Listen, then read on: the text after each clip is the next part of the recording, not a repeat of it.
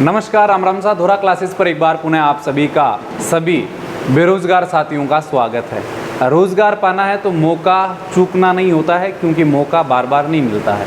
जैसे कि आपने देखा कंप्यूटर अनुदेशक की भर्ती में मेरे अगर पर्सनल कांटेक्ट में बात करूं तो सैकड़ों लोगों ने पछतावा किया कि काश हम तैयारी कर लेते तो कंप्यूटर अनुदेशक बन जाते। उन सब के लिए वापस मौका बना सूचना सहायक बनने का, और सूचना सहायक बहुत बड़ा अवसर है।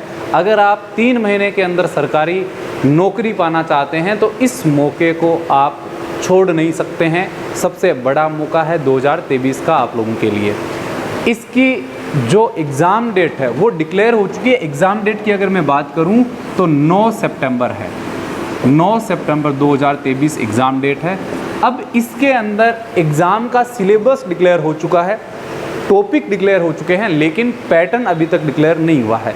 ऐसे में अब जो 90 दिन या 100 दिन का समय आपके पास में बचा है, उसमें आपको तैयारी कैसी करनी चाहिए और किस सेक्शन पर आपको सबसे ध्यान देना चाहिए, ये बात सबसे ज़्यादा इम्पोर्टेंट है। अगर आप इस टाइम पर YouTube के माध्यम से ये सुन रहे हैं कि हम आपको 3 महीने में अच्छे तरीके से तैयारी करवा के सिलेक्शन दिला देंगे, तो आप किसी के भरोसे में नहीं रह सकते हैं, क्योंकि टाइम अब आपके पास में कम बचा है। आपने पहले एक बार तैयारी कर ली है, क्योंकि ये वैकेंसी 16/1/2023 को डिक्लेयर हुई थी। उस हिसाब से आप सब ने कम से कम एक बार तो सिलेबस को पढ़ ही लिया होगा। अब खुद की रणनीति सबसे ज़्यादा कारगर होगी, क्योंकि ये वैकेंसी जो है ये आपकी ग्रेजुएशन लेवल की है। तो आप सारे लोग क्या हो, समझदार हो, ग्रेजुएट हो, तैयारी कर रहे हो, तो आप अपने ऊपर ज़्यादा भरोसा करोगे और दूसरों के ऊपर कम भरोसा करोगे, उतना ही आपका फ़ायदा होगा। ये बात एकदम हकीकत है। अब क्या करना चाहिए सर, तो मैं आपको यहाँ पर 2-3 चीज़ें समझाने की कोशिश करता हूँ। 100% आपको फ़ायदा होने वाला है। आपके सिलेबस में आपने देखा होगा कि जो कंप्यूटर वाला पार्ट है वो 60% का रहेगा। कितने परसेंट का रहेगा? 60% का। एग्ज़ाम का लेवल अच्छा रहेगा, यानी डिफ़िकल्ट लेवल का एग्ज़ाम होगा। ये नहीं कह सकते कि इजी टू मॉडरेट होगा। अब आप कहोगे सर डराओ मत, डराने वाली बात नहीं है। अगर एग्ज़ाम डिफ़िकल्ट होगा तो उसकी कट ऑफ बहुत ज़्यादा नीची रहेगी। तो फ़र्क किसी के नहीं पड़ता है कि एग्ज़ाम कितना डिफ़िकल्ट है, फ़र्क इस बात से पड़ता है कि किसकी तैयारी कैसी है। 60% कंप्यूटर के बाद में मैं बात करूं तो आपको रीजनिंग दिया गया है, और रीजनिंग की मैं बात करूं कितने परसेंट है सर? जीके और करंट, देखो ये 60% रह गया। 40% पार्ट का डिवाइडेशन आपको कैसे करना है, इसमें आपको सावधानी रखने की ज़रूरत है।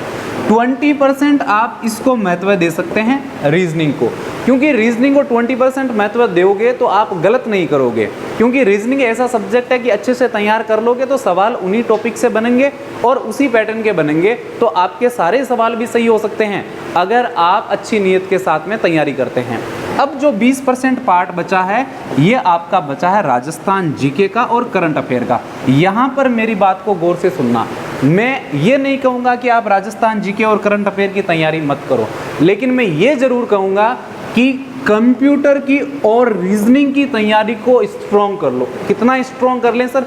इतना स्ट्रॉन्ग कर लो कि ये वाला जो 80% का पार्ट है ना, ये वाला जो 80% का पार्ट है, इस 80% में से आप कितने लेकर आ जाओ? 60% लेकर आ जाओ। 80 में से 60 यहाँ से निकाल लो आप। अगर यहाँ से आप निकाल लोगे तो 100% आपका सिलेक्शन हो जाएगा। अब मेरी बात गौर से सुनना, ये जो 20% का पार्ट बचा है, इसमें पूरा राजस्थान जी के साथ में करंट अफेयर दिया गया है। कोई कह रहा है करंट अफेयर 20% आएगा, कोई कह रहा है 10% आएगा, कोई कह रहा है 5% आएगा। मैं कह रहा हूँ कितना भी करंट अफेयर आए, आप पिछले 1 साल का यानी लास्ट 1 ईयर का आप प्रिपेयर कर लो अच्छे से, और राजस्थान वाले पे थोड़ा सा ध्यान देना, आप योजनाओं पर ध्यान देना। सूचना सहायक का मतलब क्या होता है? सूचना देने में, सूचनाओं के आदान प्रदान में सहायता करना। तो सूचनाओं से संबंधित जितने भी सवाल करंट अफेयर के बनते हैं, इंफॉर्मेशन टेक्नोलॉजी से रिलेटेड जितने भी सवाल बनते हैं, वो आपको अच्छे से तैयार कर लेना है, क्योंकि हो सकता है 4-5 सवाल वहाँ से सीधा एग्जाम में आपको देखने को मिल जाए।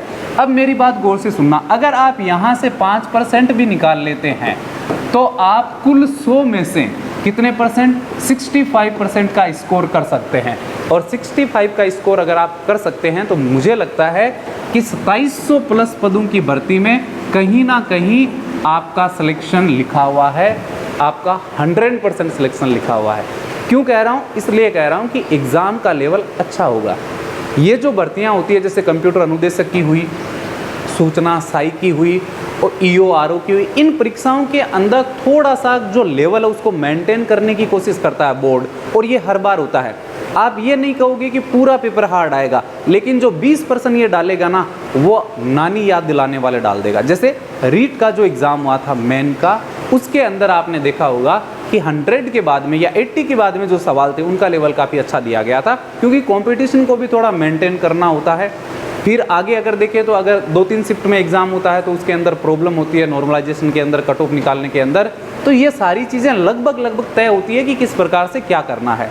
अब आपको ये तय करना है कि आपका इनमें से कौन सा पार्ट स्ट्रॉन्ग है, कौन सा पार्ट वीक है, कौन से पार्ट को कितना टाइम देना है।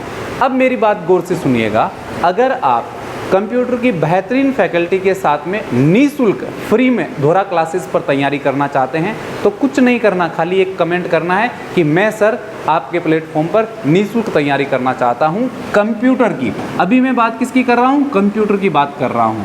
इसके बाद में जीके और रीजनिंग पर भी हम बात करेंगे। यानी ये आपके जो अंतिम 3 महीने बचे हैं, 90-100 दिन का जो टाइम आपके पास में बचा है, ये आपके सिलेक्शन को निर्धारित करेगा।